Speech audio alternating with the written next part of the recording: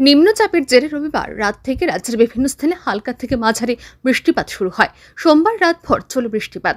দক্ষিণ জেলার শান্তিরবাজার মহকুমাতেও প্রচুর বৃষ্টিপাত হয়। বৃষ্টির ফলে একটি মাটির ঘরে পাহাড়ের মাটি ধসে পড়ে। এর ফলে ঘটনাস্থলে মাটি চাপা পড়ে মৃত্যু হয় একই পরিবারের ৩ জনের। ঘটনাটি ঘটে মঙ্গলবার সকাল 4:30 নাগাদ দক্ষিণ জেলার শান্তিরবাজার মহকুমার অন্তর্গত দেবীপুর এডিসি ভিলেজের কচ্ছপছড়া পাড়ায়। এই পাড়াতে একটি টিলাভূমির নিচে ত্রিশঙ্কর চাকমার বসত ঘর। মাটির এই ঘরে স্ত্রী রঞ্জনী চাকমা ও 12 বছরের কন্যা সন্তান মিতা চাকমাকে নিয়ে বসবাস করতেন ত্রিশঙ্কর চাকমা। অন্যান্য দিনের মতো সোমবার রাতেও তারা খাওয়া দাওয়া করে ঘুমিয়ে পড়েন। মঙ্গলবার ভোর 4:30 নাগাদ বাড়ির পেছনের টিলাভূমিটি ধসে পড়ে ত্রিশঙ্কর চাকমার মাটির ঘরের উপর। এতে মাটির ঘরটিও ধসে পড়ে, ফলে ঘটনাস্থলে মাটি চাপা পড়ে মৃত্যু হয় 3 জনের। ভূমিধ্বস বিকট শব্দ পেয়ে স্থানীয়রা ত্রিশঙ্কর চাকমার বাড়িতে ছুটে এসে উদ্ধার কাজে হাত লাগান।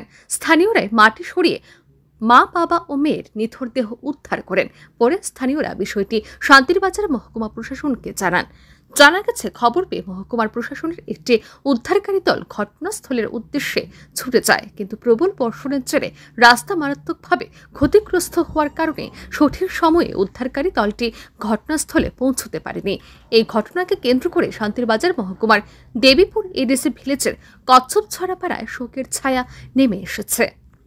ব্যুরো রিপোর্ট, আর ই নিউজ।